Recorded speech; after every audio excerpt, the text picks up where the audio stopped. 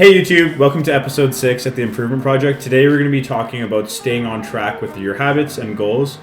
We narrowed it down to 3 things we wanted to talk about today. 1 is having an accountability partner, 2, tracking apps, and 3, talking about it on social media and with other people. And we'll start off with Mac talking about having social media and how that looks with habit tracking. Yeah, so that's one thing we have really used so far, and it's helped us out a lot, especially when it comes to me and Sean trying to set like workout targets for ourselves, like some health habits, and just how we're able to stay on track. We find that actually posting on social media to our friends and network really gives us that motivation that we need, and it also holds us accountable. So say for example, right now I've got a current goal where I'm trying to lose 5 pounds just so I have a bit of a buffer for the holidays and I can enjoy myself a bit. So instead of just keeping this goal to myself, I thought it'd be a good idea to not only just tell Sean, but also post on my Instagram and just tell the IG community that, hey, I've got this short-term goal in mind. It's to lose 5 pounds, and just kind of looking for that motivation and inspiration from the community. I've been doing that for a few weeks now, just doing a daily post every day, and just getting some feedback and friends have really helped me stay on track, uplift my spirits, and so far I'm close to reaching my target. I still got a long ways to go, but I find just kind of just being in this environment where I'm like motivated and I'm able to tell people what my goals are really helps me stay on track. That's awesome. And how have you found people responding to those posts and talking to you? How have you found that it's benefited you on staying on track with your weight loss goals? Yeah, absolutely. I think overall it's been a very positive experience. A lot of the friends I have on social media, I would consider them my good friends, and they know me pretty well. Yeah, for the most part, there's been a lot of support, and I also like the excitement that my friends kind of bring to the table as well. When I say, hey, I'm down 2 pounds, I got 3 more to go, all my friends are kind of right there just cheer me on, saying, hey man, you got this, just keep going, a few more pounds to go.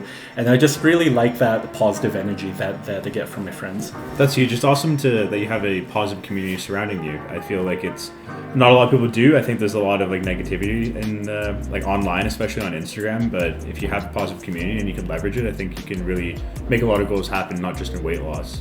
Absolutely, man. It's all about just having that good community of friends where we're able to bounce ideas off of each other, and we're just in this zone right now where we want to help each other grow and I guess achieve our targets.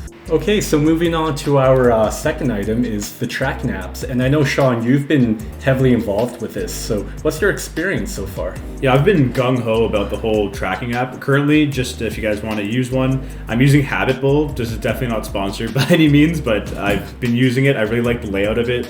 I feel like the user interface it's attractive. There's a dark mode, which is nice. So it's nice. It's easy on the eyes. But you're able to, on Habitbull specifically, you're able to set different goals and different variations for success on each goal. So I'll just go through what's on my Habitbull and how I track it. So I have 4 things right now. 1 is going to the gym, reading, nutrition, and moving my side hustle forward. So for the gym, I consider it a successful week if I go to the gym 5 times a week or more. Reading has to be done every single day. For nutrition, I consider it a successful week if I eat my calorical intake that's necessary for my growth for 6 out of the 7 days. And then moving my side hustle forward, I consider it a success if I do 2 action items per week. And so on the app, you can actually trigger if it's a successful item, how many minutes or hours you spent on each item, and it's really intuitive. It can be simple if you want it to be simple, but it can also be complicated, and it's free of charge. Currently, I'm on day 50 or 51, and I found it extremely helpful using it. It's really good for keeping myself accountable and looking back at progress. For example, the days I usually fall off my nutrition are on Fridays and Saturdays. And when I look into why, it's because I'm usually going out or I'm running out of meal preps for the week. So I usually only make 4. And if I wasn't tracking, I wouldn't be able to look back at that and see, on this day I didn't hit my nutrition, or on this day I didn't go to the gym, or I see a habit of not going to the gym on Saturdays. Why is that? And I feel like it'll really it'll expedite your growth in whatever area you're looking to track. In a lot of self-development books, it actually talks about tracking for maximum progress. Like even if you're working out, focusing on tracking your weights and how much weight you're pushing, how many sets, etc., etc. And I think this is just a great app that you can use in any goal you're trying to set. Yeah, that's really cool, man. It's great to hear that you found a way to kind of like write down your goals on the software where it lays it out in like a calendar format, and you're able to plug in exactly what you did day by day, and it seems like it's really helping you stay on track. So I wanted to ask, like, are you like a believer of someone that like finds it very powerful to actually like document their goals day by day, whether it be on a physical calendar or like a software? Like how does that compare to, say, just keeping these thoughts and goals in your head? Do you find you're able to be more productive and you're, I guess, able to successfully meet these targets, or it's kind of, Yeah, like so for years I just didn't track because like I was just like, oh, like it's all good, I'll just memorize it. And like something that made me really a big believer in this is actually working out. And at the gym, I took my nutrition really seriously, and this year has just been like a really big growth spurt for me in working out. And I started tracking at the gym. So I'll give you like a stupid example. Actually, I'll be doing like tricep pull downs, and like I'd be like, I think I did 60 last time, like it's okay, I'll just do 50 today. But now I know that I'm actually doing 70 pounds on the tricep pull down, and so when I go to the gym, that's my starting point because I'm looking for progressive overload. So I'm doing 70 pounds or more, and I start to track every single workout. So on my, I don't have anything fancy, it's just in Samsung Notes. I basically have like chest, back, biceps, tris, and it's a breakdown of each exercise and how much weight I can push. And when I started tracking that weight, I saw a really large strength boost. And so I just applied the same thing to my other goals, which are actually probably more important than just going to the gym. And I found that it really did something different for me. And I would highly recommend it. I know people talk about it, but I'm saying out of my own experience now, my short experience with it, that it's revolutionized how I even see myself, and it's created a lot of efficiencies in my own life. Yeah, that's awesome, man. I've noticed a lot of change in you for sure, and I'm glad you've had a great experience with it so far. And even on my end, like, let's go back to the gym example. I remember in one of our previous videos, one of our, I guess, goals for 2022 was for Sean to get up to 160 pounds, and it is so impressive that you've not only able to meet that goal before the year ended, but you're actually surpassing that mark right now. Yeah. So that's just so impressive, man. I'm so proud of you. Yeah, I appreciate it, man. Thank you. So the third point we wanted to talk about today is actually accountability partners. I found it extremely beneficial to be in communication with somebody. It's been a little bit of an unofficial accountability partner being with Mac, but it's, I guess after doing this, it's more of an official accountability partner. And when we talk about it, we actually realize we've been doing this for over a year actually. And we want to talk about some of the positive things that we've accomplished and our mindset change and some of the benefits of having an accountability partner. And I'll let Mac kick it off. Yeah, Sean, absolutely.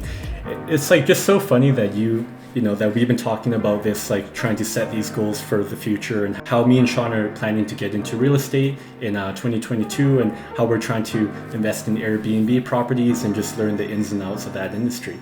So it's just, like we're just at a really good time right now where we thought it would be very good to start, I guess, making things official. So one framework that we've started to look into is just kind of creating like a master Google Drive just for us to store all of our research on the industry, stuff about real estate, housing prices, like the fluctuations in the market. And also we're looking into I guess approaching other people on social media, learning how they do things, and just kind of starting to build a community where we're able to create that conversation and just pick people's brains to get more educated and informed about the industry. And so these are some of the things that we've started to do. Do you have anything else to add on to that, Sean? Yeah, I think part of the goal of getting into real estate and rental properties is we need to like scale that back. Like we don't just wake up one day and buy a property. We need to have the financing in place, and we have to have all the budgeting done, and we have to have our head on our shoulders with what it looks like to what kind of property you're wanting to buy. Are we going to be doing short-term rental? Are we going to do long-term rental? Are we talking about quadplexes, eightplexes? And so we really broke it down. And one of the stepping stones, if you watch one of our prior videos, was like getting our finances straight and our budgets straight. It's not that they weren't, but it's just getting to the best financial position possible. So when the opportunity does come, we're ready to act on it and we're not squandering and like trying to find finances. So part of that was getting rid of my car, focusing that finances into savings and investments or into RSPs until like it comes time to buy a property. And for me, the budgeting side of things on the accountability partner is huge because I found that actually is one of the biggest things because sometimes I boast to Mac about how little I've actually spent for the week. And it's good that I'm able to talk to him about it because if I didn't have him to say that to, and I said it to maybe some of my other friends, they'd be like, what are you talking about? You make good money, like stop being cheap or whatever. Or if I didn't have him to talk to, it would almost be like, am I doing the right thing? I kind of feel crazy in this world of people who are just spending and I'm out of the norm. Like I'm downgrading my car where everyone else is upgrading their car. So it's really beneficial. And like that's actually an understatement. It's vital, I think, that I'm able to have this communication with somebody who understands the goals that we have set either individually or together and just wants the best for me. And I think that kind of rolls into another point in this is that having people who are in your corner and that want the best for you it's a rare thing. As all you guys know, I've had a lot of experiences, you probably had a lot of experiences with having people who weren't in your corner and wanting the best for you.